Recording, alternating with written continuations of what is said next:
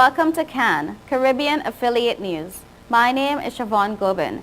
Here are the stories that we're following today, July 13th, 2013.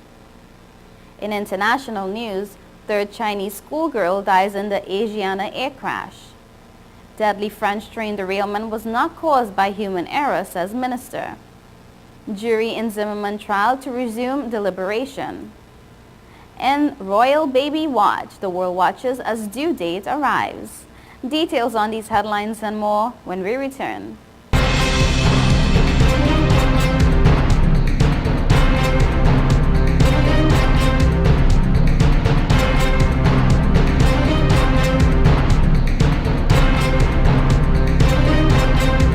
Stop the music!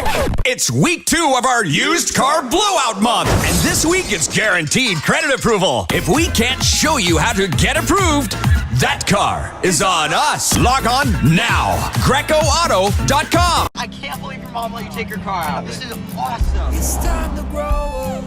You're crazy. Little while Go faster. Stop. It'll all be alright. I raised my son to be careful, Hey, sweetie. Hey, Mom. but just to be safe, So don't you worry. I got a Subaru. Love. It's what makes a Subaru a Subaru. Coleman Subaru, 1710 North Alden Avenue, Ewing, New Jersey, or colemansubaru.com.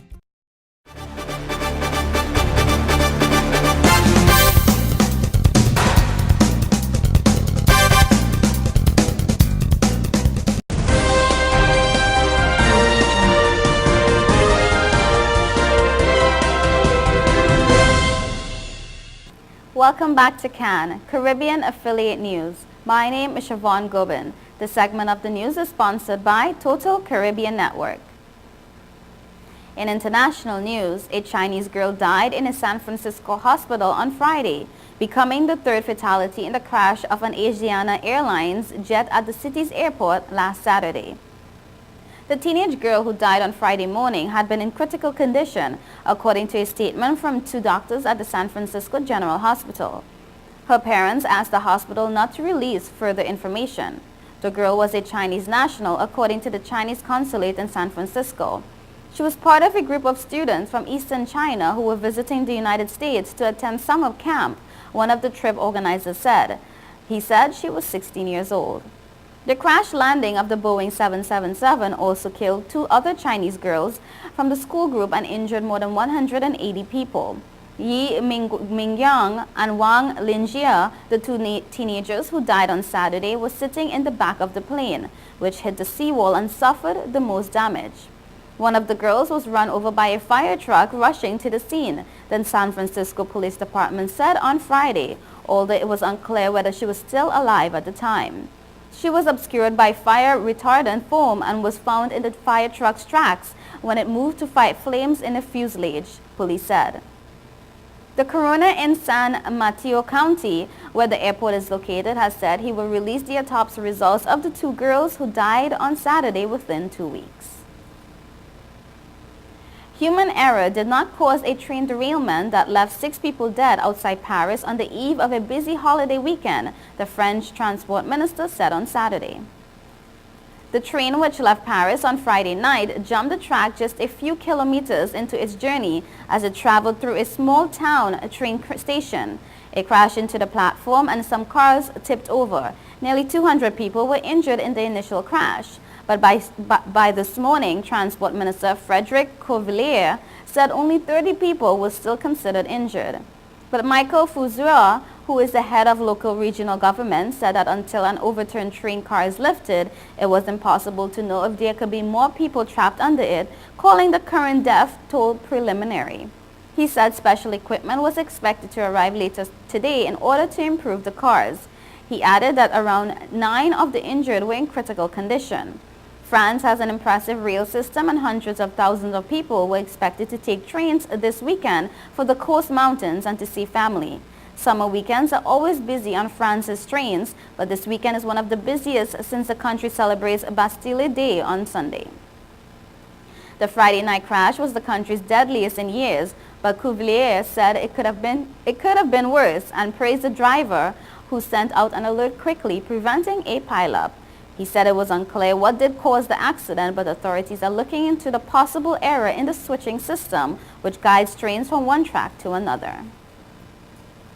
The jury in George Zimmerman's murder trial is set to begin a second day of deliberations today, weighing whether the neighborhood watch volunteer committed a crime almost a year and a half ago when he fatally shot Trayvon Martin. As the jury began their discussions Friday afternoon, police and civic leaders in that Orlando suburb went on national television to plead for calm in Sanford and across the country, no matter what the verdict. With the verdict drawing near, police and city leaders in Sanford and other parts of Florida said they have taken precautions for the possibility of mass protests or even civil unrest if Zimmerman, whose father is white and whose mother is Hispanic, is acquitted. There were big protests in Sanford and other cities across the country last year when authorities waited 44 days before arresting Zimmerman. About a dozen protests, most of them from outside Central Florida, gathered outside the courthouse as the jury deliberated. Martin supporters outnumbered those for Zimmerman. And the eyes of the world will be on St. Mary's Hospital's Lindo Wing today as Kate's presumed due date arrives. Kensington Palace has refused to comment on speculation. July 13th is the Duchess' due date, conceding to reporters only that the baby is due in July. But that hasn't stopped the media frenzy outside the hospital. While television crews, photographers, and journalists from around the world await that all-important first family photo, publications such as Harper's Bazaar prepare to chronicle a moment which will be poured over for generations to come. Security checks around the Lindo Wing are perhaps a sign the royal private birthing suite is soon to be occupied. Contradicting that, however, are Prince William's plans to join his brother Prince Harry at a charity polo match on Sunday.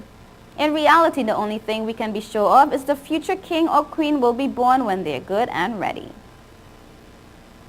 President Barack Obama stepped into the fray in the U.S. Congress over immigration today, urging Americans to press the Republican-led House of Representatives to approve a plan that is at risk of stalling. Obama used his weekly address to make his case for an immigration overhaul that was approved by the Democratic-controlled Senate and would create a pathway to citizenship for as many as 11 million people living illegally in the U.S. The president has been treading carefully on the issue so as to not antagonize Republicans who adamantly oppose the immigration plan, but may find it politically necessary to help attract Hispanic voters in future elections. In his address, Obama seized on comments from his Republican predecessor, George W. Bush, who this week threw his support behind the overall effort. Obama has often criticized Bush in the past, but the two men are in agreement on this issue. The White House says immigration reform would boost the U.S. economy, contending in a report this week that it would help the economy grow by 3.3% by 2023 and reduce the budget deficit by $850 billion over 20 years. Republicans in the House have vowed not to take up the Senate bill approved 2 weeks ago, but instead want to work on immigration in a piecemeal fashion with a priority on improved security along the U.S.-Mexican border. The suspect in the kidnappings of 3 Ohio women missing for nearly a decade has been indicted on hundreds of new charges. A 977-count indictment filed on Friday against Ariel Castro includes aggravated murder, kidnapping, and rape charges. The indictment does not include charges that could carry a death sentence, but Cuyahoga County Prosecutor Tim McGinty said he's still reserving that option. Castro, 53, is charged with 2 counts of aggravated murder related to one act, saying he purposely caused the unlawful termination of the pregnancy of one of the women. The new indictment also charges him with 512 counts of kidnapping, 446 counts of rape, 7 counts of gross sexual imposition, 6 counts of felonious assault, 3 counts of child endangerment, and 1 count of possessing criminal tools. The 576-page indictment covers the period from August 2002, when the first girl disappeared, to May, when the women were rescued. You are watching Caribbean Affiliate News. We will be right back.